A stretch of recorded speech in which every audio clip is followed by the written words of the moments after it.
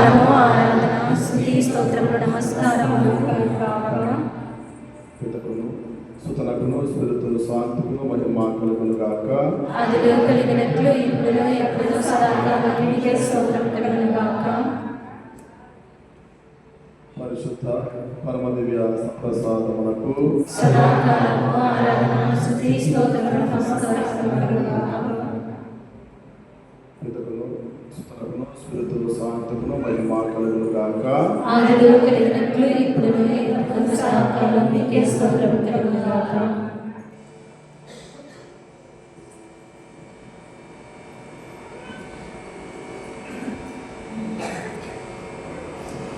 పరిశుద్ధమైన ఆరాధనలు అందరం కూడా దివ్య సప్రసాద రూపంలో వేచేసుకున్న క్రీస్తు ప్రభువును చూస్తూ మనము ప్రభునితో గడిపేదానికి వచ్చిన పవిత్రమైన స్థలం ఇది. ప్రభునితో మాట్లాడడానికి వచ్చిన పవిత్రమైన స్థలం ఇది. ఆయన మనకు ఏమి బోధిస్తూ ఉన్నాడో వినడానికి వచ్చిన పవిత్రమైన స్థలం ఇది. కాబట్టి అందరం కూడా చేతులు జోడించి ఒక్క నిమిషం పాటు కన్నులు మూసుకొని ఆ సప్రసాద రూపంలో చేసి ఉన్న క్రీస్తు ప్రభువుని ధ్యానం చేసుకుంటూ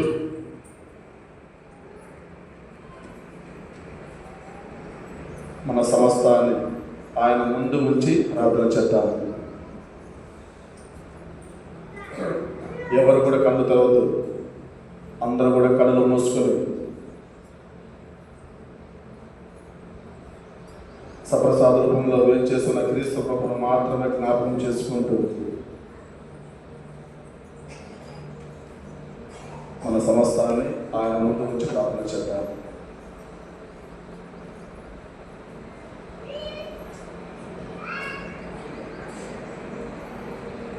ఎందుకంటే 3 వారాల పాటు చక్కగా తపస్సు కాలంలో ఉన్న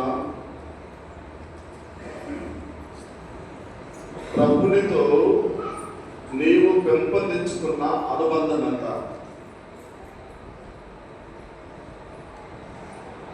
ప్రభునిలో ఈ 3 వారాల పాటు ఉపవాసాలు ఉంటా ఉన్నాం, ప్రార్థన చేస్తూ ఉన్నాం, దానధర్మాలు చేస్తూ ఉన్నాం. చాలా మందిని చూశారు, బయట చాలా మంది మాలేసినారు దీక్ష. చాలా చాలా సంతోషం. మరి ప్రభునిలో ఎంత పెరిగినాం, ప్రభునిలో ఎంత అనుబంధం తెచ్చుకున్నాం,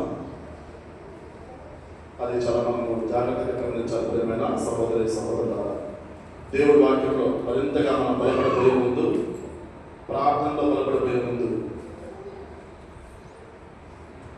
బైబిల్ ఉన్నారు. బైబిల్ అంతమంది చదువుతారు, బైబిల్ ఉన్నారు చదువుతండి. అందరూ సమయం చదువుతున్నారు, పూర్తిగా చదువుతారు. చాలా సంతోషం. మగవాళ్ళు ఎంతమంది చదువుతారు? బైబిల్ ఉన్నవాళ్ళు 1, 2, 3, 4. వెరీ గుడ్, చాలా సంతోషం. స్త్రీలు చాలా మంది ఉన్నారు, మగవాళ్ళు కొంతమంది. ఫోన్ లేకుండా గుడికి వచ్చిన గుడికి రాని వాళ్ళు చదువుతండి. మా దగ్గర ఫోన్ లేదు అని చదువుతండి.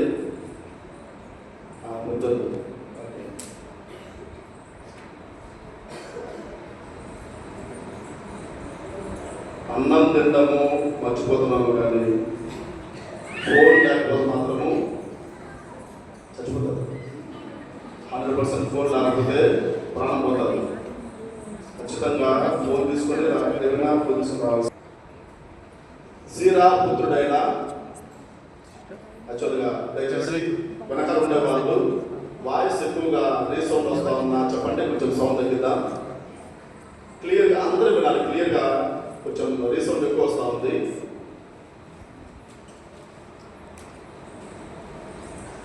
సీరా పుత్రుడైన యేసు జ్ఞాన గ్రంథము 25వ అధ్యాయము మొదటి వచనం చదవమా.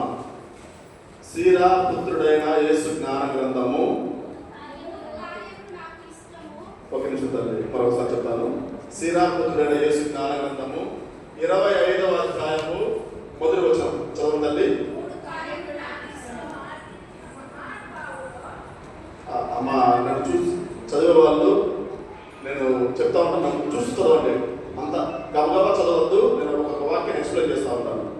ప్రభు చెప్తా ఉన్నాడు, మూడు కార్యాలైనా నాకు చాలా ఇష్టం. ఆ మూడు కార్యాలు చదవమా. మూడు కార్యాలు నాకు చాలా ఇష్టము. ఆ మూడు కార్యాలు దేవుడికి ఇష్టమే, మనుషులకు కూడా చాలా ఇష్టమే. మూడు కార్యాలన్నా నాకు చాలా ఇష్టము. ఆ మూడు కార్యాలు దేవుడికి ఇష్టమే, మనుషులకు కూడా ఇష్టమే. ఆ మూడు కార్యాలు ఏంటి? సోదరులు, అన్నదమ్ములు ఐక్యమత్యముగా జీవించుట. చివరి చెప్పండి, అంత చెప్పండి. సోదరులు అంత చెప్పాలమ్మా, దిక్కుచుడు తల్లి. సోదరులు ఐక్యమత్యముగా జీవించుట. ఎంత బాగుంది కదా అన్నమాట. అన్నదమ్ములు కలిసి మెలిసి జీవించుట ఎంత బాగుంది కదండి. మన పల్లెల్లో అడుగుతారు, పెద్దాయన, అమ్మా పెద్దమ్మ, ఎంతమంది మా నీకు పిల్లలు? 9 మంది పిల్లలు స్వామి.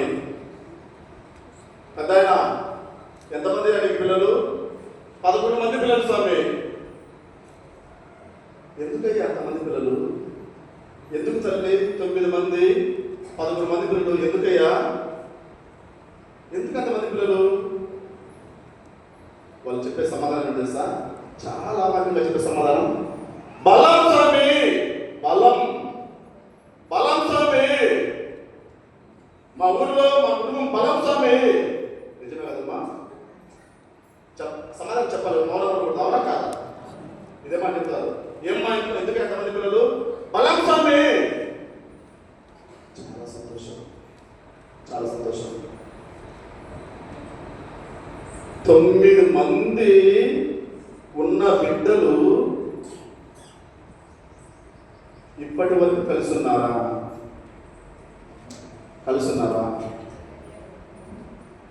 ఇల్లులేమో చాలా పెద్దవి. ఇల్లులేమో డబుల్ బెడ్రూమ్ అంటారు, డూప్లెక్స్ హౌస్లు అంటారు, చాలా పెద్ద కడతా ఉన్నారు, అంతస్తులు కడతా ఉన్నారు. కుటుంబం మాత్రము ఒకటే. 9 మంది ఉన్న పిల్లలు ఈరోజు కలిసి లేరే. యేసుక్రీస్తు నామములో అన్నదమ్ములతో మాట్లాడిన వాడు బలిపీఠం మీద దేవుడి సన్నిధిలో మోకాలు వంచి ప్రార్థన చేసడానికి అర్హత లేదు. అంతే. అన్నదమ్ములతో మాట్లాడిన వాడు ఏమని ప్రార్థన చేస్తావయ్యా?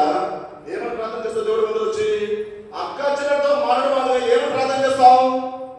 ఎందుకు విభూది, ఎందుకు తపస్సు కాలం, ఎందుకు మాల, ఎందుకు పూజ? అన్నదమ్ములు కలిసి మెలసి ఉండని, కలిసి లేకుండా నీవు చేసుకునే బలి పూజలు ఎందుకు? తీసుకునే దివ్య ప్రసాదాలు ఎందుకు? ప్రార్థనలు ఎందుకు? అవసరం లేదు. ప్రభు చెప్తా ఉన్నాడు, అటువంటి ప్రార్థన నాకు అవసరం లేదు, అటువంటి వారు చేసే ప్రార్థన నాకు ఇష్టం లేదు. అన్నదమ్ములు కలిసి మెలిసి ఉండని ప్రార్థన నాకు అవసరం లేదు. రెండవది చదవమ్మా.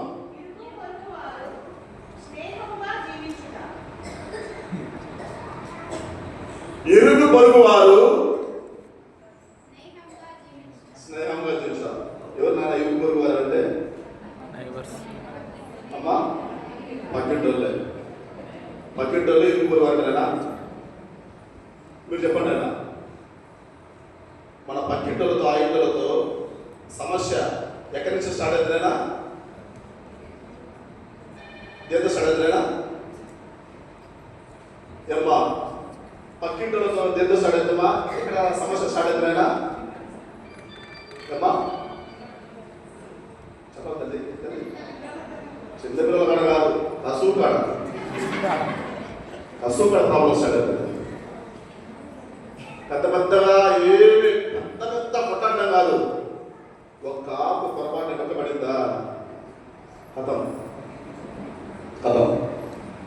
నేను ఇంతకుముందు పాప అమ్మాయి పలకరించింది, స్వామి మీరు ఇంతకుముందు టేకులపేట ఉన్నారు కదా స్వామి. అవును, టేకులపేటలో ఊరి పేరు చెప్పాను, ఎందుకంటే వాళ్ళు ఉన్నారు టేకులపేట చూసినారు, ఊరి పేరు చెప్పాను.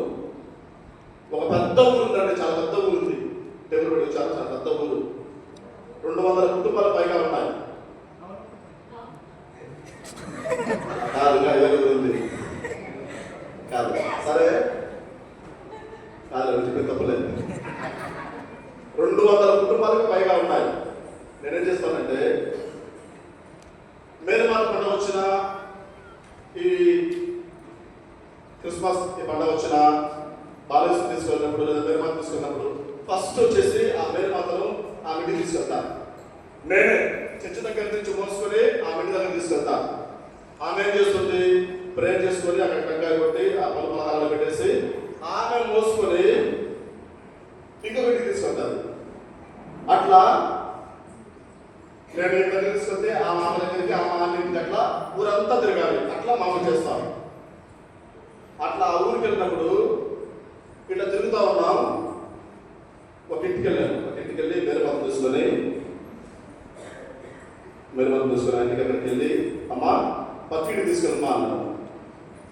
అమ్మంది, స్వామి ఈ ఊర్లో ఏ ఇంటికి రమ్మన్నా వస్తారో ఆ ఇంటికి మాత్రం నేను రాను. చక్కగా ఇల్లంతా బాగా పేడ నీళ్ళతో కల్లాపు చెందింది, ముగ్గులు వేసింది. ఆ మేరమాత అక్కడంతా బాగా పూలతో డెకరేషన్ చేసింది. ఆ పక్కింటికి మాత్రం నేను రాను స్వామి. ఏమ్మా నిన్ననే కొట్లాడుకున్నాను స్వామి. ఏమైంది మామ మీకు? తోడు కొడవాలి స్వామి. దేనికి మా కసులు కనేసాను. సోదరులతో ఐకమత్యం లేకపోవడం పక్కన పెడితే ఇరుగు పొరుగు వారితో కొట్లాడి, ఇరుగు పొరుగు వారితో గొడవపడి, ఇరుగు పొరుగు వారి గురించి నాన్న మాట మాట్లాడి అదే నోటితో ఏమని ప్రార్థన చేస్తావమ్మా నువ్వు? నోటి కూర్చోడే విచ్చాలి విడిగా మాట్లాడేసి ఏ మాట పడితే ఆ మాట మాటేసి చర్చలోకి వచ్చి చేతులు జోడించి ఏమని ప్రార్థన చేస్తావమ్మా? ఏమని ప్రార్థన చేస్తావు? ఏ నోటితో అవసరమైన మాటలు మాట్లాడావో అదే నోటితో ప్రభువా నా బిడ్డను దీవించండి ఎట్లా అడుగుతావు? ఎలా అడుగుతావు? ఏ నోటితో అయితే శాపనార్థాలు పలికావో అదే నోటితో నా బిడ్డను ఆస్వాదించండి, నా కుటుంబాన్ని దీవించండి ఎట్లా ప్రార్థన చేస్తావు? ఎలా ప్రార్థన చేస్తావు? ఇరుగు పొరుగు వారితో గొడవపడి సఖ్యత లేకుండా వచ్చి చేసే ప్రార్థన నాకు ఇష్టం లేదు, నాకు ఇష్టం లేదు. అటువంటి ప్రార్థన చేయాల్సిన అవసరమే లేదు. మూడవది జన్మ భార్యాభర్తలు ఇంటి చెప్పాలి. అందరూ భార్యాభర్తలు అందరూ చెప్పాలమ్మా. భార్యాభర్తలు పొందికగా జీవించుదా.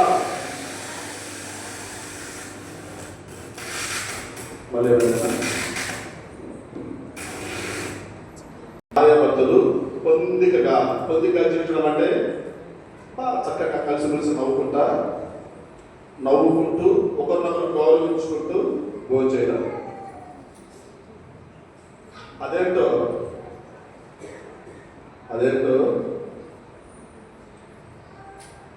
మగవాళ్ళకి వచ్చే మాయరోగం, మగవాళ్ళందరికి వచ్చే మాయరోగం. అందరికీ, నువ్వు కూడా మగవాళ్ళకి వచ్చేసరికి మాయరోగం. బయట కనబడిన ఊరందరితో నవ్వుతా మాట్లాడతాడు, ఇంటికి వచ్చేసరికి ఉమ్మని ఉంటాడు. కరెక్టే కదమ్మా? అవునా తల్లి? ఊరందరితో ఎలా బాగున్నా మామా బాగున్నా చాలా చక్కగా పలికిస్తూ మాట్లాడతాడు. ఇంటికి వచ్చేసరికి మొహమంతా ముట్టుకుని పోతాడు. చాలా సీరియస్గా భార్యాభర్తలు పొందికగా జీవించలేకపోవడము. భార్యాభర్తలు కలిసిమెలిసి ఇక్కడ ఎన్ని ఉన్నాయో, భార్యాభర్తలు ఇద్దరు కలిసి బలి పూజకు రావటము, భార్యాభర్తలు ఇద్దరు కలిసి ప్రార్థన చేసుకోవటము, భార్యాభర్తలు ఇద్దరు కలిసి భోజనం చేసే కుటుంబాలు ఎన్నున్నాయో మీరు చెప్పాలి, మీరే చెప్పాలి. భార్యాభర్తలు కలిసి చిన్న చిన్న విషయాలకే గొడవలు పడుతూ, చిన్న చిన్న విషయాలకే వారాల తరబడి నెలల తరబడి మాట్లాడుకోకుండా ఏం ఉపయోగం ప్రార్థన చేసుకోవటం, ఏం ఉపయోగం దేవుని పూజకు రావటం, ఏం ఉపయోగం ఆరాధనలో పాల్గొనటము, ఏం ఉపయోగము దివ్య ప్రసాదం తీసుకోవటం. అటువంటి కుటుంబాలు నాకు ఇష్టం లేదు. దేవుడు చెప్తున్న మాట ప్రియమైన సహోదరి సహోదరులారా, కాబట్టి ఈ తపస్సు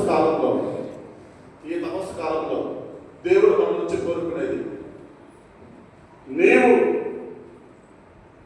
మీ అన్నదమ్ములతో అక్క చెల్లెలతో సఖ్యత లేకపోతే సఖ్యపడి దివ్య సంసారం తీసుకో, సఖ్యత పొంది దివ్య సంసారం తీసుకో. ఇరుగు పొరుగు వారితో సమస్యలు ఉన్నట్లయితే సఖ్యత పడి సిలువను ముట్టుకో, సిలువ ఆరాధన చేయి, సిలువను తాకు.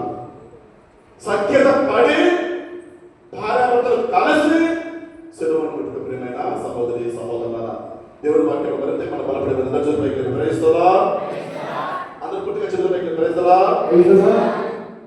చాలా సార్లు దేవుడు స్థుతించే ముందు మన చేతిలో సగం వరకే, ఇంతవరకే పూర్తిగా చేతులు పైకి లేదు. దేవుడి వాక్యం ఏం చెప్తా ఉంది తెలుసా?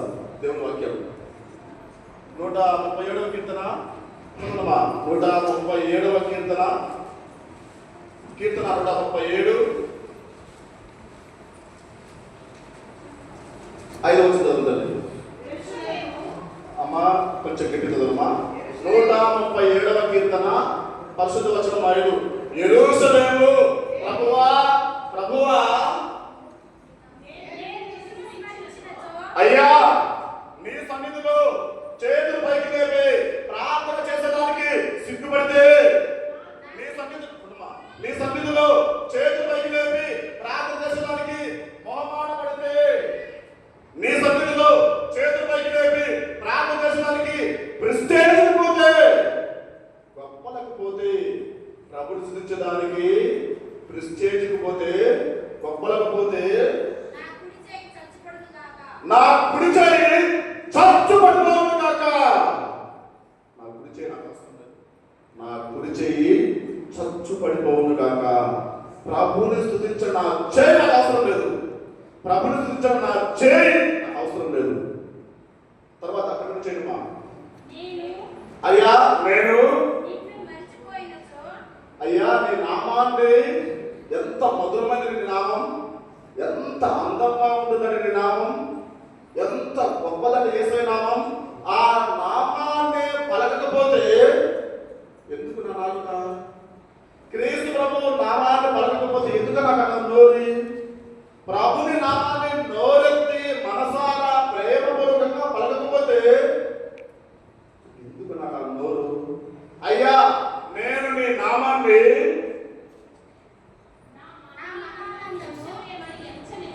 ప్రభుని పేరు పలకటమే నా ఆనందం, ప్రభుని పేరు గొప్పగా పలకటమే నా ఆనందం అని నేను ఒప్పుకోకపోతే నా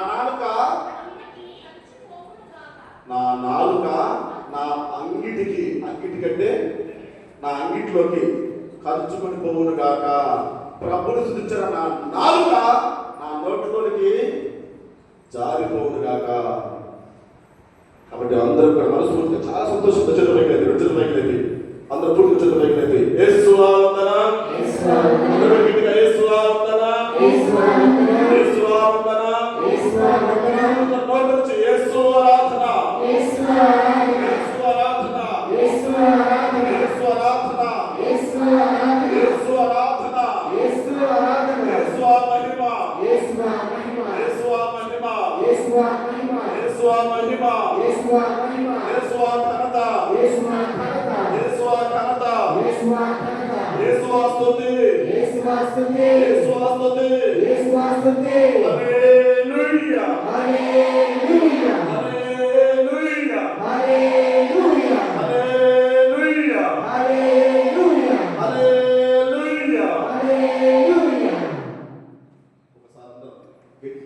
దేవుడు చెప్పబడతాం. అందరికీ చెప్పబడతాం. గట్టిగా. చాలా సంతోషం. అదే సంతోషంగా అందరం లేచి నుంచుండి యేసు నామం చాలా గొప్పది. యేసే నామంలో చాలా శక్తి ఉంది. అందరూ చెప్పబడి ఉద్యోగి ఆలోచించుకున్నాం. అందరూ లేచి నుంచుందాం. అందరూ లేచి నుంచుందామా.